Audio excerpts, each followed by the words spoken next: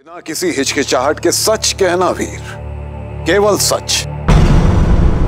तुम राजकुमारी के साथ गए थे या नहीं?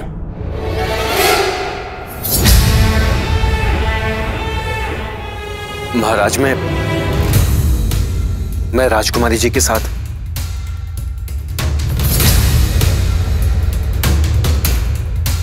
राज्य निरीक्षण के लिए गया था।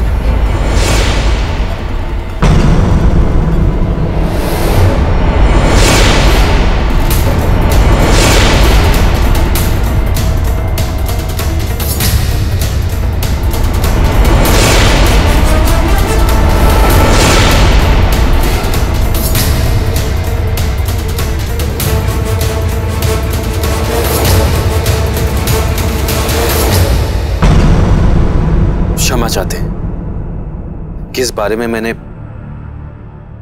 किसी से अनुमति नहीं ली। क्षमा कर।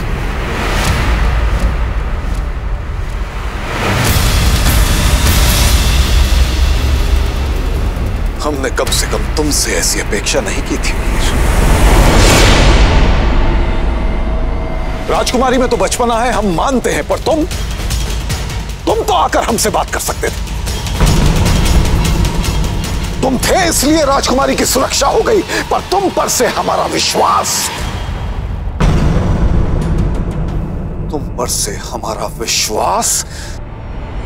टूट गया।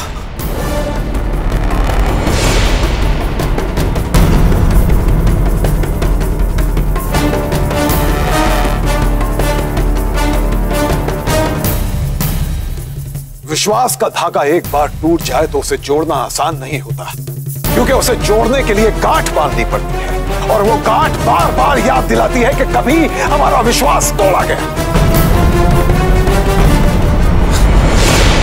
वीर जी महाराज, हम तुम्हें बहुत ऊंचे पद पर देखना चाहते थे, बहुत आशाएं थी हमें तुमसे,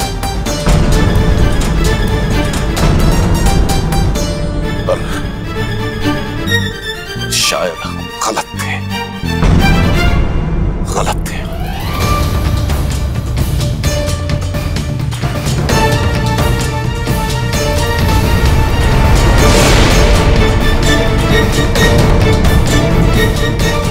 और ये हमारा कड़ा निर्देश है कि आज के बाद किसी भी परिस्थिति में राजकुमारी महल परिसर से बाहर नहीं जाएगी। पिता,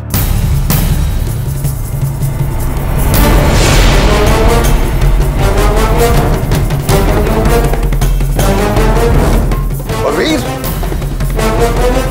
जी महाराज, हम चाहते हैं कि कुछ दिनों के लिए रात्रि में राजमहल की सुरक्षा व्यवस्था तुम स्वयं देखो।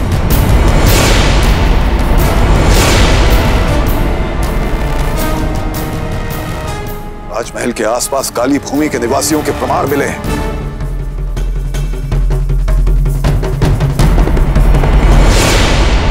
एक बात और, अब हम किसी भी समय स्वयं निरीक्षण के लिए आ सकते हैं, इसीलिए सब के सब सतर्क रहना।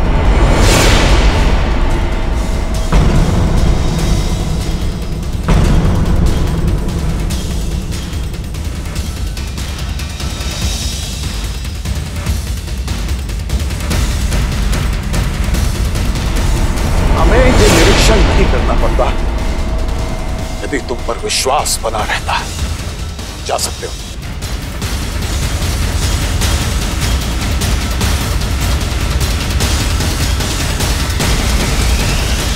क्षमा चाहता हूं महाराज, आज के बाद ऐसा कभी नहीं होगा।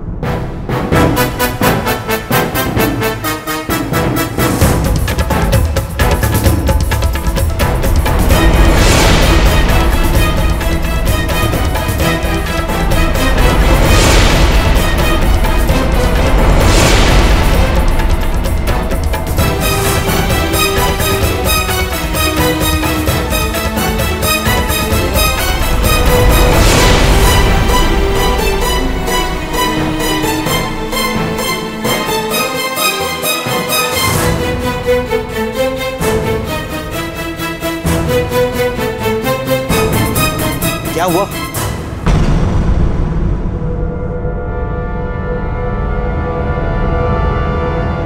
कुछ नहीं। अरे बता तो सही, क्या हुआ? भाई बता ना क्या हुआ। तू ऐसे तेज चलेगा, मुझे दौड़ना पड़। सैनिक,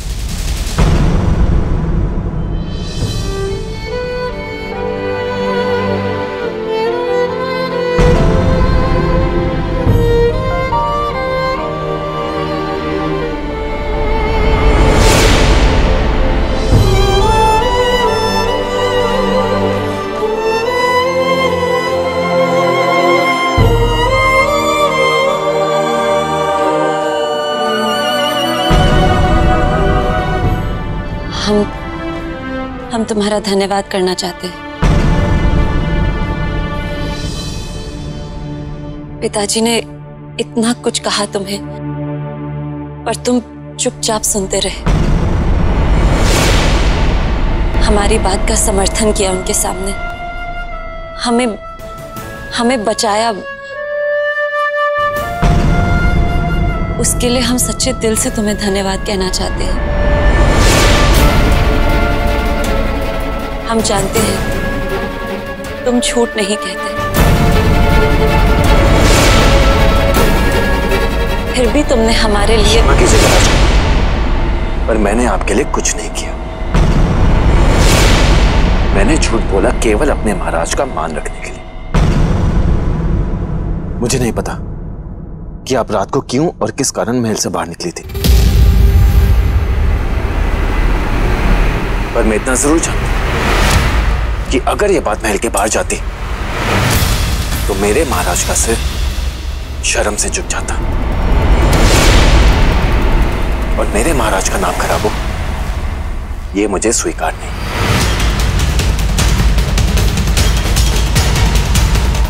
आप महाराज की इकलौती बेटी और एक पिता के लिए अपनी बेटी का मान कच्चे कांच की तरह होता है, जिस पे जरा सी भी चोट आए तो वो चूर चूर हो जाता है।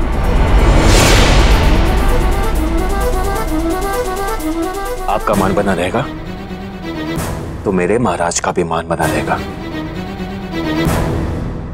इसीलिए मैंने झूठ बोला।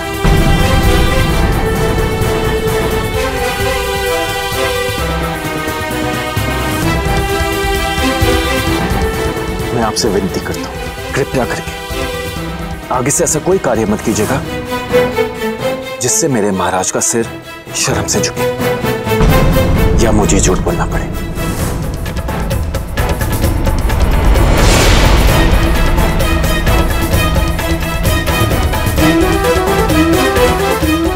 आज्ञा।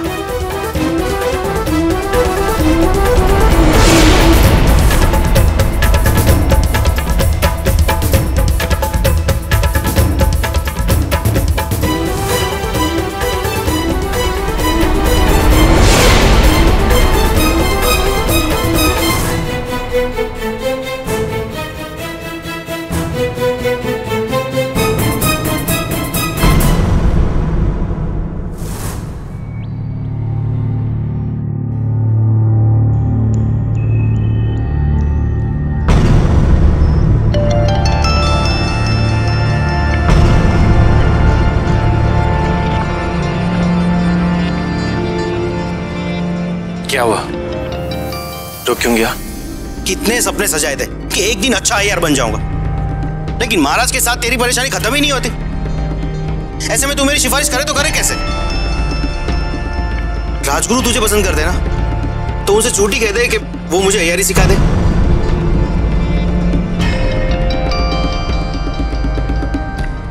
तू क्यों मेरे लिए झूठ बोलेगा? वीर तो कभी झूठ बोलता ही नहीं, केवल महाराज का मान रखने के लिए झूठ बोलता है। उत्तरा के सामने सीना चौड़ा करके कहा था कि वीर कभी झूठ नहीं बोलता, और तूने मेरी नाक कटवा दी। तू आ रहा है या मैं जाऊं? आना ही पड़ेगा, और कहां जाऊंगा? तेरे सिवा मेरे है ही कौन? अरे तुझे पता है मैं अय्यर बन गया होता तो कल उस चील से औरत बनने वाले प्राणी का पता लगा लेता। तो क्या कहा तुमने? चील से औरत बनने वाला प्राणी कहां देखा तुमने?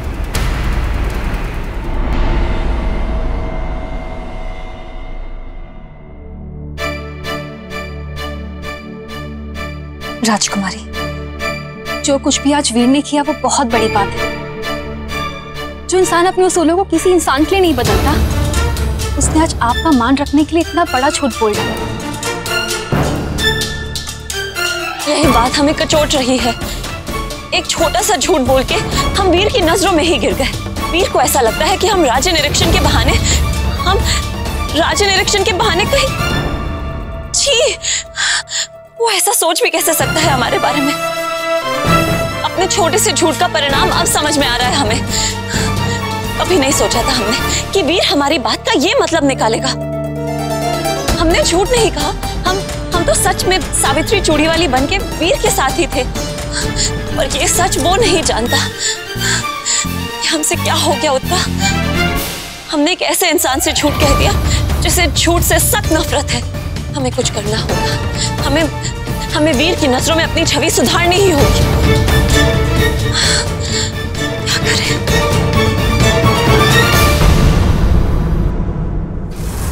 विदु, तुम्हें वो जगह याद है जहां तुमने उस औरत को देखा था? जी राजगुरु जी, वो जगह मेरे नेत्रों में बस गई है। और वैसे भी मैं आपका उपकार मानता हूँ कि आप मेरे साथ वो जगह देखने आ रहे हैं, वरना किसी ने तो मेरी बात का विश्वास ही नहीं किया था। राजगुरु जी, मुझे लगा था कि विदु की आंखों को धोखा हुआ है, इसीलिए।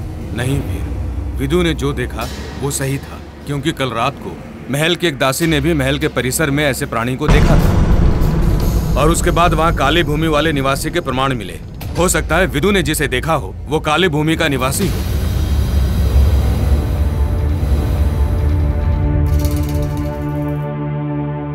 ये देखिए, यही है वो जगह।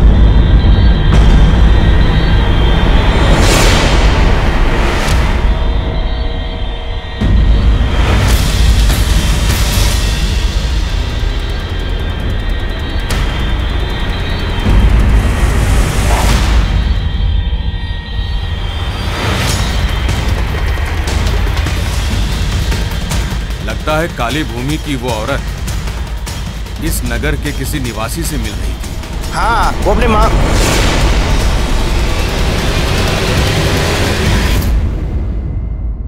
हाँ, बोलो विदु। क्षमा कीजिएगा, पर वो एक मनुष्य थे, पर उनका मैं चेहरा नहीं देख पाया। विदु, रात के समय भी तुम इतने सतर्क थे। तुम्हें ये जगह भी याद है और तुम मुझे यहां तक लेकर भी आए। तुमने सचमुच बहुत प्रशंसा का कार्य किया है। धन्यवाद, धन्यवाद राजगुरु जी। राजगुरु जी, आप मुझे अपना शिष्य बना लेंगे तो मैं और भी प्रशंसा के कार्य करूंगा और राज्य पे निगरानी भी रखूंगा। मैंने अपनी बात कह दी। विदु, मुझसे शिक्षा पाने का अवसर तुमने अपनी कुशलता से अर्जित किया है। मैं तुम्हें जरूर सिखाऊंगा। अरे, मैं रसोइया नहीं बनना चाहता। वीर जी राजगुरु, आज से अगली कुछ रातों तक महल की सुरक्षा काफी सतर्कता से करनी होगी। समय अच्छा नहीं चल रहा है। राज्य पर काली शक्तियों की परछाइयां मंडरा रही हैं और हम उन्हें सफल नहीं होने दे सकते। जी राजगुरु जी, मैं पूरी निष्ठा के साथ अपना दायित्व निभाऊंगा।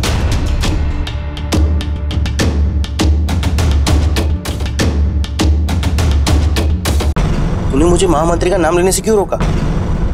क्योंकि पहले मैं अपनी तरफ से छानबीन करना चाहता था।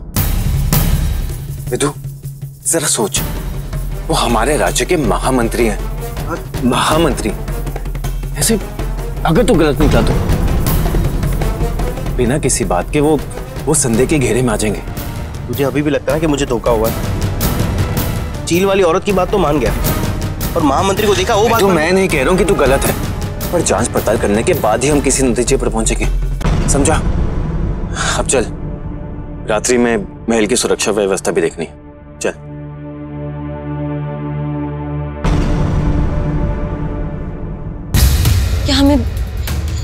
क्या हमें वीर से मिलना चाहिए सावित्री चूड़ीवाली बनके?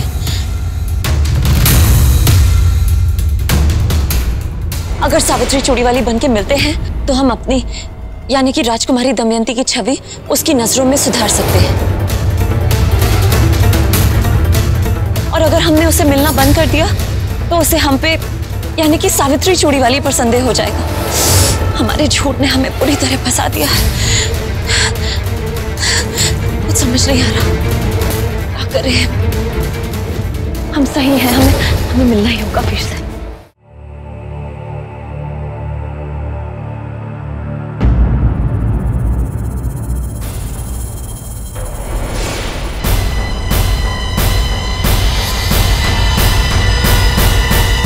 आप पागल हो गई राजकुमारी, इतना सब कुछ हो जाने के बाद आप दोबारा से बाहर जाने का सोच रही है। आपने सोचा है राजकुमारी, यदि आपको किसी ने इन कपड़ों में देख लिया तो कितनी बड़ी मुसीबत हो जाएगी? सोचा है आपने? हमारे पास और कोई चारा नहीं है, हमें वीर से मिलना ही होगा। हमने फैसला कर लिया है, हम सावित्री चूड़ी वाली बन के मिलेंगे उससे और उसे कह देंगे कि हमने यानी कि सावित्री ने राजकुमारी को खुद राज्य निरीक्षण करते हुए देखा है। राजकुमारी ने ऐसी क्या बात कह दी कि तुझे उनकी हाँ में हाँ मिलानी पड़ी और तू इतना गुस्सा हो रहा है? मेरी बात सुन, क्या हुआ? यदि किसी ने आपको इस वेशभूषा में वीर से बात करते हुए देख लिया ना तो आसमान गिर पड़ेगा। राजकुमारी, ऐसा कुछ भी नहीं हुआ है कि आपको वीर को कुछ भी समझाने की जरूरत पड़े। अगर वो आपको गलत समझता भी है तो समझने दीजिए, आप तो सही रहेंगी ना। आप राजकुमारी हैं और वो आपका सेवक, वो आपको हमेशा सम्मान देता रहेगा। क्या कह रही हो तुम उत्तरा? तुम हमारी बात समझ ही नहीं रही हो। हम तुम्हें कुछ समझा नहीं पा रहे और तुम भी हमारी बात को समझ ही नहीं रही हो। मैं क्या नहीं समझ रही हूँ राजकुमारी, कि वीर की नजरों में अपनी राजकुमारी की छवि सुधारना आपके लिए इतना आवश्यक क्यों हो गया है? कहीं ऐसा तो नहीं कि आपको वीर पसंद आने लगा है? बोलिए राजकुमारी, बोलिए।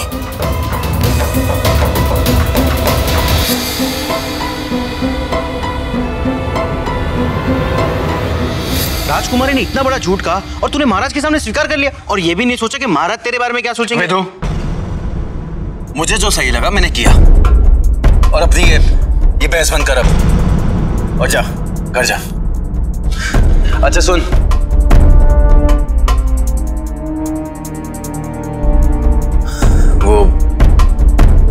वो सावित्री घर आएगी तो उसे कह देना कि अगले कुछ रातों के लिए मुझे राजमहल की सुरक्षा का दायित्व सौंपा गया, तो मैं यहीं रुकूंगा। जा। सुन,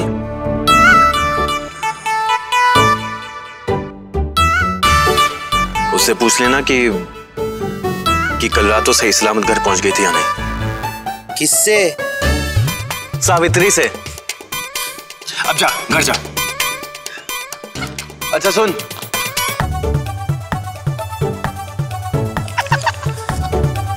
क्या हंस क्यों रहे? माफ कर देना मुझे, थोड़ी हंसी आ गई। सुन, उससे पूछ लेना कि ताड़ी पी के उसकी तबीयत तो नहीं खराब हो गई थी, ठीक है? जा घर जा। मैं महारानी हूँ, मैं राजकुमारी हूँ। नाटक बंद करो, घर जा जा। और सुन, मैं उसे तेरे पास ले आता हूँ ना, तुझे बड़ी चिंता हो रही है उसकी, तो फिर ले आऊं? हाँ तो चिंता नहीं होनी चाहिए किसी की। चिंता हो तब तक बात ठीक है बंधु, परेशानी तब होगी जब कोई पसंद आने लगे।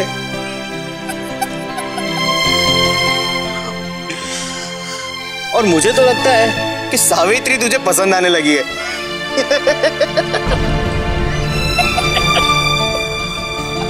पसंद आने लगी है? विदु, तू कुछ भी बोल रहा है? सच बोल रहा हूं। बात को नकारिए मत राजकुमारी, मैं कुछ दिनों से देख रही हूँ आप में कितना बदलाव आ चुका है। वो बातें जो शायद आपने महसूस नहीं की हो लेकिन मैंने की है। सवेरे देर तक आईने के सामने यूं ही बैठे रहना, अपना ध्यान रखना, रात को सावित्री चूड़ी वाली बनके उससे मिलने के लिए बेचैन हो उठना। राजकुमारी, आज भी तो आप बिना किसी खतरे की चिंता किए हुए आप बाहर जाने के लिए तैयार हैं? नहीं उत्तरा, ऐसा नहीं है।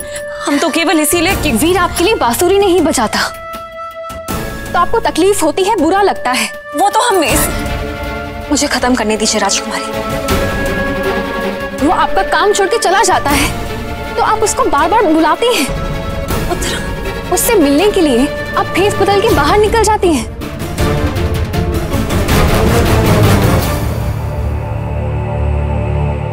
आपको जब कटहल की सब्जी ना मिले तो आप उसके लिए राजभोज ले जाती है। उत्तरायणी, तुम आपको उसके घर की सूखी खिचड़ी पसंद है लेकिन राजभोज नहीं। राजकुमारी, अगर वो हंसता है तो आपको अच्छा लगता है। क्षमा कीजिएगा राजकुमारी, लेकिन ये सारी बातें एक ही तरफ इशारा करती हैं कि आपको वो पसंद आने लगा है।